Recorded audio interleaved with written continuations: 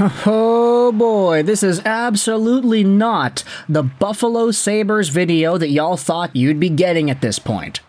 But I wanted to go out there and give some props, because earlier today, guess what? The Buffalo Sabres, Rasmus Dahlin, Brad Marchand, they went out there and had themselves a pretty big slobber knocker of a hockey game, wherein the Buffalo Sabres shut out the reigning two-time defending Stanley Cup champions Florida. What a game for the Buffalo Sabres, getting goals from Josh Doan and Owen Power. Yeah, that's it. Josh Doan scored twice, so pretty nice to see there. Brad Marchand also had some pretty heated moments with Rasmus Dahlin, but we're not going to get into the game itself. This isn't a game review. Instead, we're going to use this happy day where the Buffalo Sabres won a stellar game against Florida to talk about whom it is the Sabres could trade away.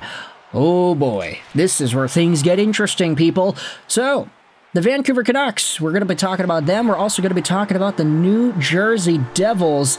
And the Devils, by the way, they are in their own hockey game at the moment. They're playing off against the Edmonton Oilers. And at the time of recording this audio, they're winning 2-1 in the third. So who knows what's going to happen there.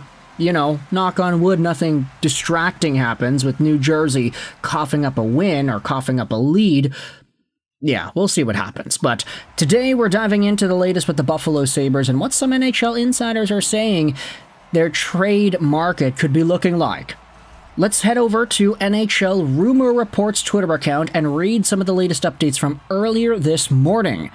This is what the fourth period's David Pagnotta went out there and spoke about on Jeff Merrick's The Sheet podcast earlier yesterday in regards to Alex Tuch. Tuch and the Sabres have put talks on hold, mainly because of what's going on with the start of their season. Reading the tea leaves, it's going to cost a pretty penny to stay in Buffalo. Now, what exactly does David Pagnotta refer to? Well, he's talking about the start of the season going so horribly wrong for the Buffalo Sabres. How this team just cannot seem to put things together and get the right results. And I know it's funny to say that when they ended up winning a really nice game today against Florida, so again, big shout out over to the Sabres for today's hockey festivities. But it does seem like, based off of the way the year has started out, it's put contract negotiations with one Alex Tuch on pause. It's not going to be easy to keep the guy around for a reasonable cap hit. And David Pagnotta expands on that later on in the Sheet episode, saying this: I've talked to a few teams that think it's not just a $10 million AAV that it costs for him to stay. You're probably looking at north of 11, maybe closer to 12. And that does not sound real when you think about just the numbers and how much other guys have costed.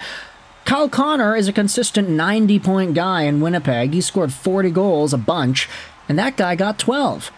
Alex Tuch, I know we've been raving and talking all this talk about how good he is, but he's only eclipsed 70 points once in his career. Now, granted, that was a near 80-point season, and he would have had 80 points had he played the full season, but Alex Tuch is not in the same territory that Kyle Connor is in. Is the difference in contract value just a few $100,000? Like, is the difference in skill between Tuch and Connor so small that you can give Tuch like 11.5 and that's reasonable? I don't know. I wouldn't agree with that, but I don't know. You can let me know your thoughts in the comment section below. This is where we dive into the latest with Tuch and what Bob Stouffer went out there and spoke about. He said there's a Vancouver connection in regards to Alex Tuch. And this was also replied to by a bunch of folks.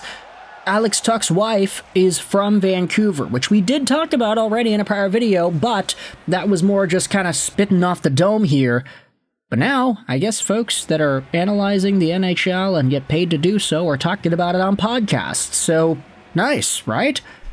Vancouver could potentially get themselves involved here if the Buffalo Sabres don't feel like they can actually re-sign this guy. Now, there have been talks about the Sabres going through yet another fire sale like they always happen to do every few years, so is that a possibility that they start to think about trading away a hometown golden boy who has expressed endlessly his joy to be a Buffalo Sabre, to head over to his hometown team and be a leader, be a leadership figure in that locker room. It's gonna cost a lot, of course, and who knows if the Vancouver Canucks even go out there and keep the guy beyond the contract that he's on right now. But hey, he's gonna get himself a pretty sizable raise when you think about how much the cap is going up and how much Tuch can improve on that $4.75 million AAV that he has.